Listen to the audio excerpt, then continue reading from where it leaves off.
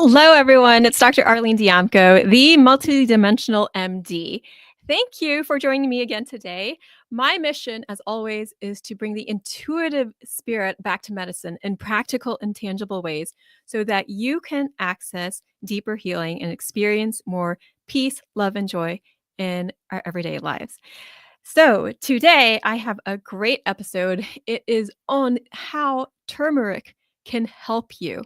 And I love food. I am a foodie, and I love preparing food, serving food, eating food, and talking about food. So, of course, I have my favorites, and turmeric is one of them. So, turmeric is this superfood spice that can help us in so many ways. It has been used for centuries in Ayurvedic and traditional Chinese medicine. And it's also of great interest in modern medicine as well.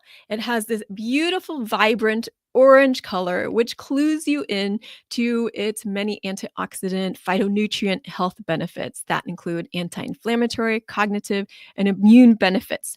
So what I'm going to go over in this episode are the health benefits. We touched on some, the energetics of turmeric, dosing and how to get the most out of the health benefits and absorption, some precautions, and some very simple recipes so that you can easily incorporate turmeric into your diet. Turmeric it's like ginger. It's often thought to be a root, but it's actually a rhizome. And I know I have called ginger a root before and turmeric as well, but is actually considered a rhizome. So what's the difference between a root and a rhizome? A rhizome is an underground stem.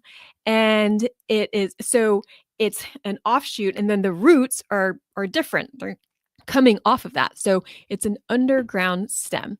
And there have been so many studies on turmeric from Dr. Weil. He said that reviewing some 700 studies looking at turmeric's health benefits, Duke University concluded that turmeric appears to outperform many pharmaceuticals in its effects against several chronic debilitating diseases and does so with virtually no adverse side effects. The Arthritis Foundation recommends one 500 milligram capsule of curcumin extract, which is from turmeric, twice daily to help control symptoms of osteoarthritis and rheumatoid arthritis. So, in addition to these conditions, research studies have shown some possible benefits for turmeric for inflammation. So, more than 24 anti-inflammatory compounds, including 6 different COX-2 inhibitors. So, these are our anti-inflammatories that we use, but we can get the anti-inflammatory benefit without the gastrointestinal side effects or side effects with bleeding that you might get from NSAIDs or other anti-inflammatories. So we think about inflammation in general. So turmeric is potentially beneficial for skin issues like eczema or psoriasis. It's great for muscle soreness after exercise. So if you're finding that you're getting sore after you exercise, or you're an athlete like working out regularly and so stretching your muscles and demanding more out of them and getting some muscle soreness. So think of turmeric. There are other things too, but turmeric is one thing. We mentioned arthritis and different kinds of arthritis. It is immune balancing in general, so it can help boost your immune system. So we're thinking about these winter colds. You could take it more preventatively to help ward off any coughs, colds, viruses. It can also help with your metabolism. So it helps to balance cholesterol in the blood. It is helpful for metabolic syndrome, where you have insulin issues, sugar issues, cholesterol issues, weight issues. It's helpful in normalizing blood pressure and blood sugars. So this is so great. It helps your overall metabolism. It is also liver protective. So it actually increases glutathione levels. Glutathione is your body's major antioxidant, which when you take Tylenol bottoms out your glutathione levels. So here you can help protect your liver with some turmeric. such an easy spice to get. And it can be helpful for stomach pain, although in large amounts it could be not feel so good, but it can be helpful for stomach pain, including ulcers and inflammatory bowel disease and inflammatory bowel syndrome. So, both that kind of irritable bowel or inflammatory bowel disease like Crohn's or ulcerative colitis. It can also be helpful for stabilizing or preventing colorectal cancer. In one review, researchers at Duke found 200 articles on turmeric and cancer and over 700 on curcumin and cancer. And again, curcumin is one of the constituents in turmeric that has been studied a lot in modern medicine because of its many health benefits. Turmeric has been used for degenerative eye conditions and in Ayurvedic health. They use it for prevention of cataracts, so helping maintain eye health, which is pretty cool. So we can access all of this food as medicine. It can also be helpful in anxiety and in kidney health. So it's got a wide range of potential benefits. It's also helpful for cognition, so memory, and it's thought to possibly block the progression of Alzheimer's because some of the constituents block the formation of beta amyloid, which can build up in your brain and is associated with the symptoms of Alzheimer's disease. So if you haven't heard about turmeric before, then maybe one of those things or many of those things have kind of perked your ears. So you would like to learn more about turmeric or consider using it in your food, in your diet. It's delicious and adds such a vibrant color to whatever you're cooking. So and I'll talk about that in just a moment. But a note on the energetics of turmeric. So turmeric is considered a warming herb, but it can also, as we talked about, cool down certain types of inflammation. So it can be confusing. But in traditional Chinese medicine and Ayurvedic, the understanding of inflammation, they don't just group all inflammation together. And yes, one of the properties of inflammation is heat, but what actually brings out the inflammation is not necessarily because of an overabundance of heat. So think about cold-induced colds. So it's helpful for colds or arthritis with, quote from the Ayurvedic book, wind and dampness with stagnant blood. So, and this applies in TCM as well. Uh, Wind and dampness with stagnant blood. So think of a winter cold or sluggishness with a storm and that cold, damp weather. So it's the reason, moms might say, like, don't run out in the cold without being having your socks on, have proper footwear. So to keep that wind and that dampness from overwhelming your body and making you more prone to colds and illnesses. Now, that's going to depend on the person, and it's not like every time you go dancing in the rain, you're going to get a cold. But if you are more, you have a tendency to get cold, and you're going out in cold weather and it's damp. So think about that raininess, or I think about if you're sensitive to the changes in barometric pressure, like you can feel a storm coming on. So those things remind me of turmeric. It also has bitter properties. That's what's helpful for helping cleanse the liver. In addition to boosting the glutathione, also has astringent properties, which helps to overall tighten and tone the body, tighten the cells together. So there's so much to talk about, but those are just some helpful hints of how to incorporate the energetic properties and to choose it and match it to the pattern that you're experiencing that would be most helpful for you. Because if you have a lot of heat in your body that wasn't induced by a cold, then it actually may be too warming, or you may need to just balance it with some cooling herbs. So those are just some caveats. So work with an herbalist, a naturopath, integrative physician to help determine those for you. And you can actually, if you know how to douse in your own way or check the energies of your body, and I talk about that a little bit in my book, I Am Intuitive, then you can actually check on the energetics and see if this spice is something that would be helpful for you at this particular moment by checking energetically with your energy field. So just mentioning some teasers for that. So how do you get the most out of turmeric? How do you dose it? So the weight of a teaspoon of turmeric powder, it can vary. And so the content of it, one of its most studied active constituents, curcumin, can also vary. So according to the USDA Food Data Central, their data says 1 teaspoon of turmeric powder equals 3 grams of of of turmeric, which is about 200 milligrams of curcumin. I just mentioned the curcumin content because that's something that's studied. It's not the only constituent that is helpful in turmeric, but it's one of the most studied. So that means that typically, so let me repeat that again. 1 teaspoon of turmeric powder is 3 grams of turmeric, or about 200 milligrams of curcumin. Also, if you use the dried herb or spice, it's about 1 teaspoon of dried to a tablespoon of fresh. So, because the any fresh herb or spice has more water weight to it. And so you actually need more of fresh to equal the same as dried.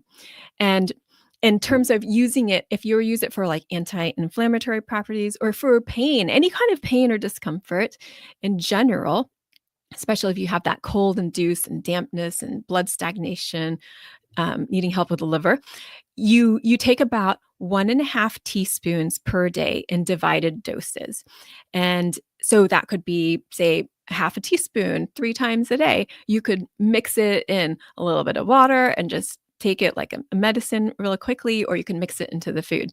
So most clinical studies on turmeric are on 500 milligrams to 2,000 milligrams per day.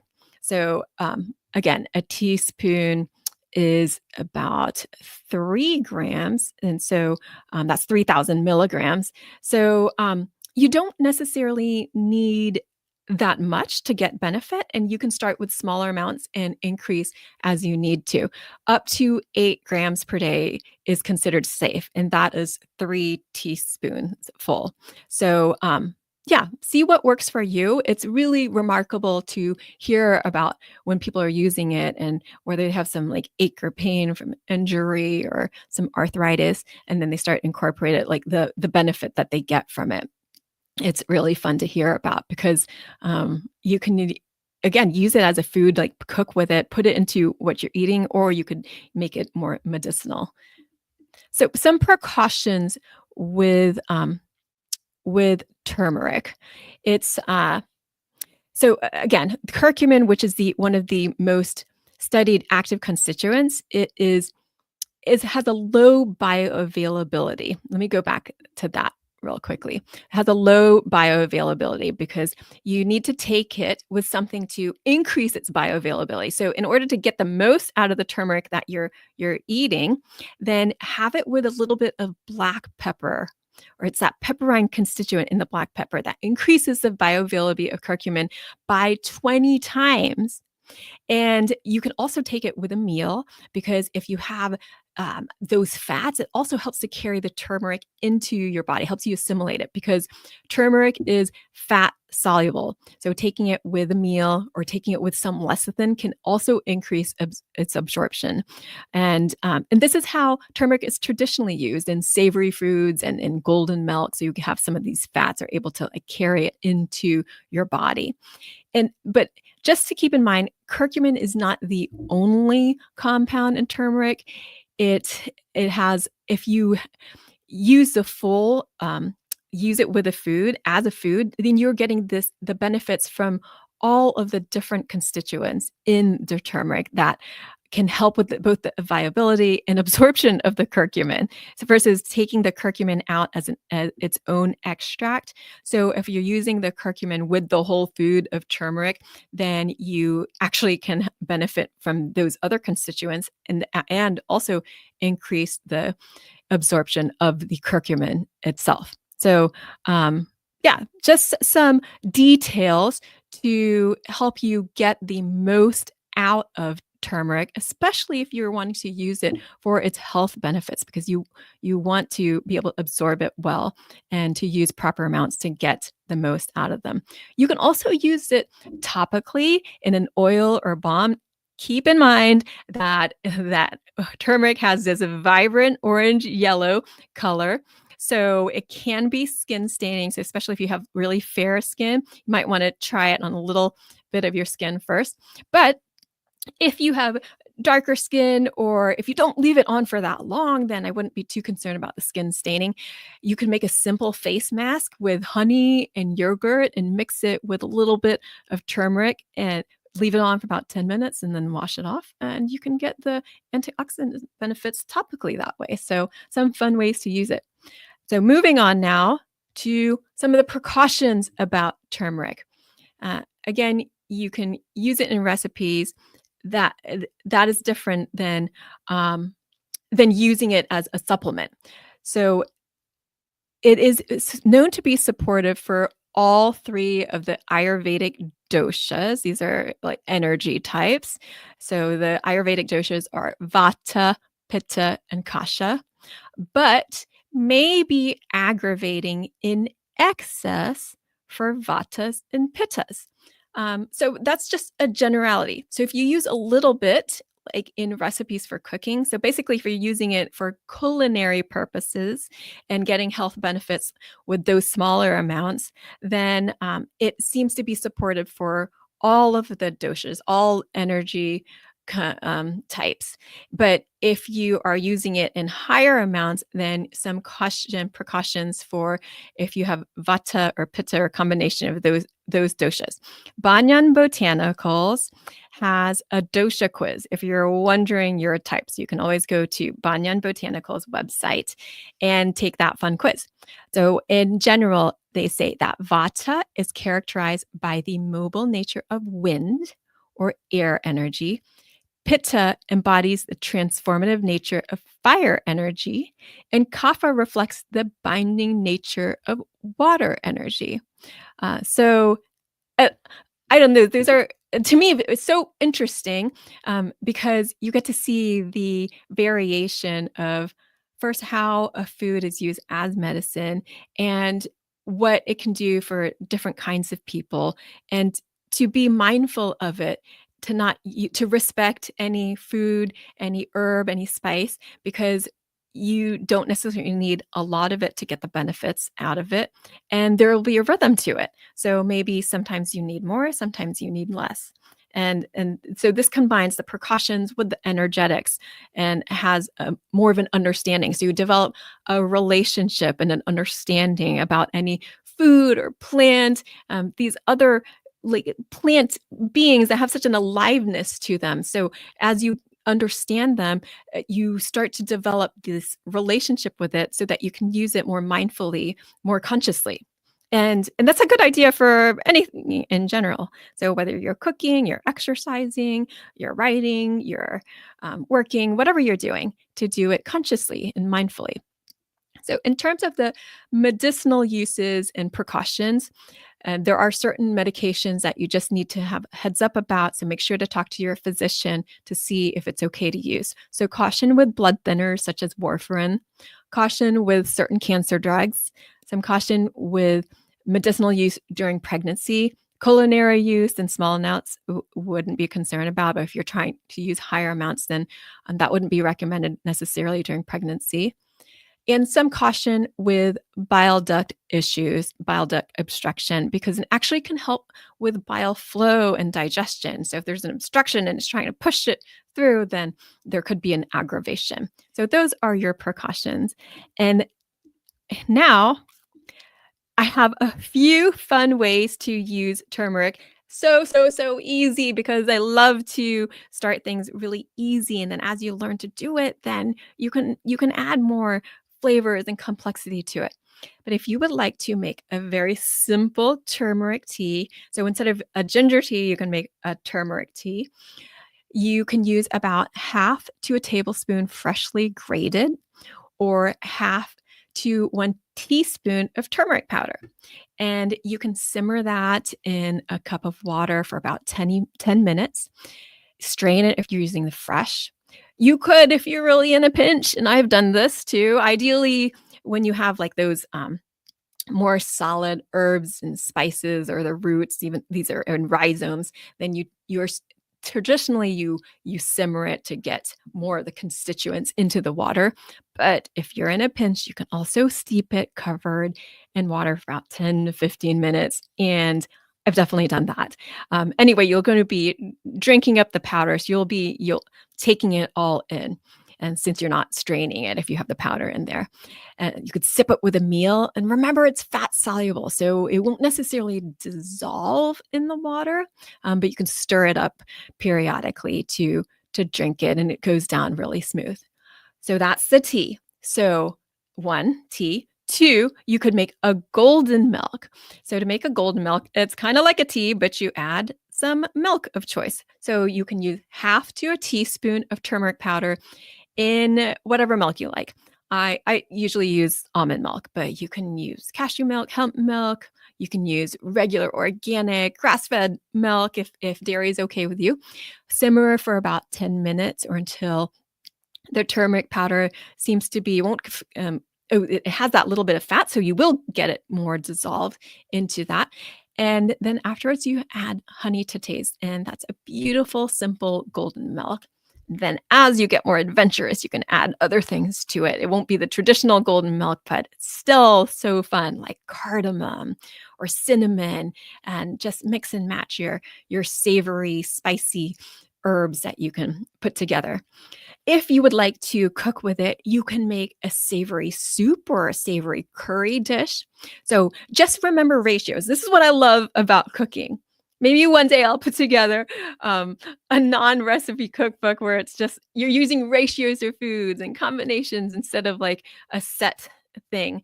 So remember the ratio. So you can use a spoonful in any curry dish.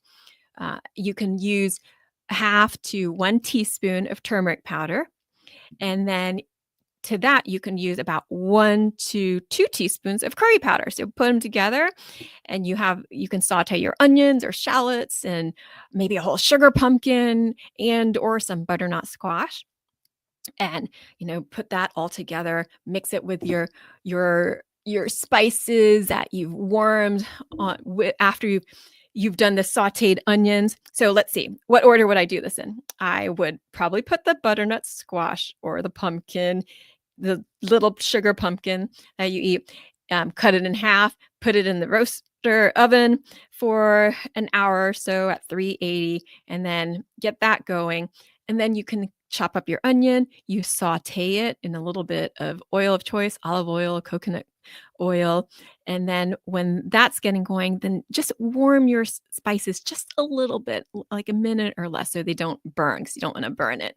And then you add that, and then you get your pumpkin that you scoop out, your squash that you scoop out, and mix it all together.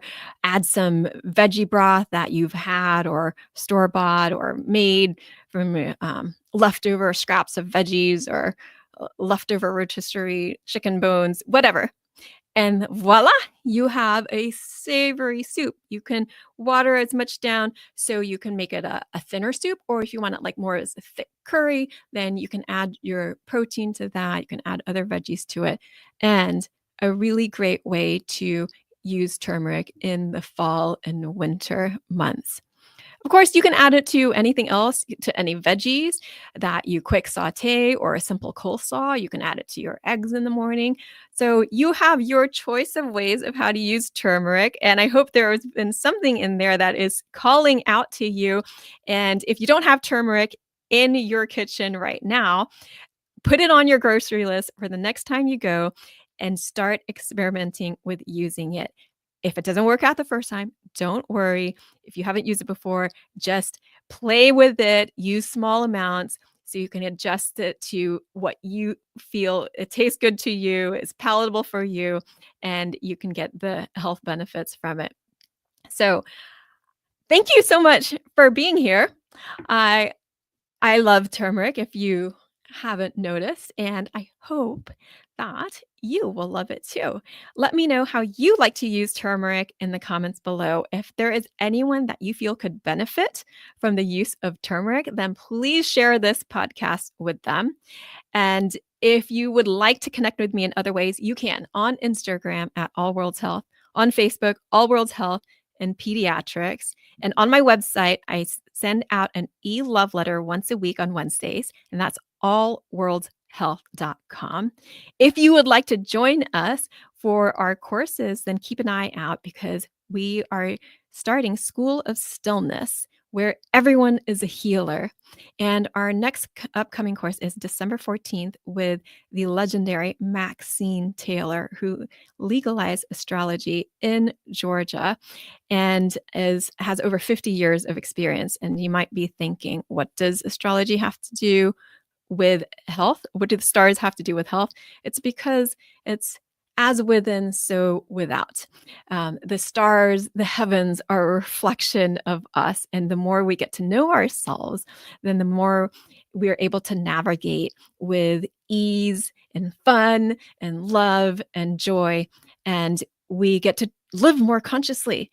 So we can apply this to all aspects of our life, including health. And Maxine will guide us, and you'll get to join either in person or virtually. And this is not her giving you an astrology chart reading. This is you looking at your own chart and reading into the beauty and the wisdom that is all you. It's quite remarkable.